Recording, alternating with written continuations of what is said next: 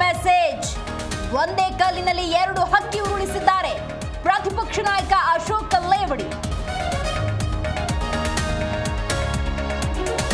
ಸರ್ಕಾರಿ ಸ್ಥಳಗಳಲ್ಲಿ ಕಾರ್ಯಕ್ರಮಕ್ಕೆ ಅನುಮತಿ ಬೇಕು, ಕ್ಯಾಬಿನೆಟ್ನಲ್ಲಿ ಈ ಬಗ್ಗೆ ಚರ್ಚೆ ಮಾಡ್ತೀವಿ, ಗೃಹ ಸಚಿವ ಪರಮೇಶ್ವರ್ ಹೇಳಿಕೆ.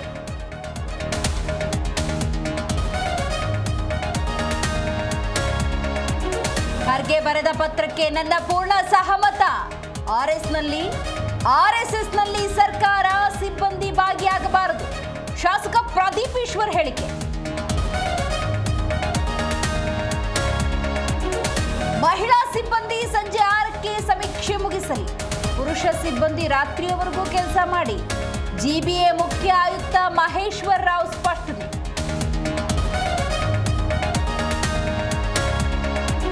ಹಾಸನಾಂಬೆಯ ದರ್ಶನಕ್ಕೆ ಹರಿದು ಬಂದ ಭಕ್ತ ಸಾಗರ. 8 ಕಿಲೋಮೀಟರ್ವರೆಗೂ ಸರತಿ ಸಾಲಿನಲ್ಲಿ ಜನ. ಹಲವು ಗಣ್ಯರಿಂದ ದೇವಿಯ ದರ್ಶನ.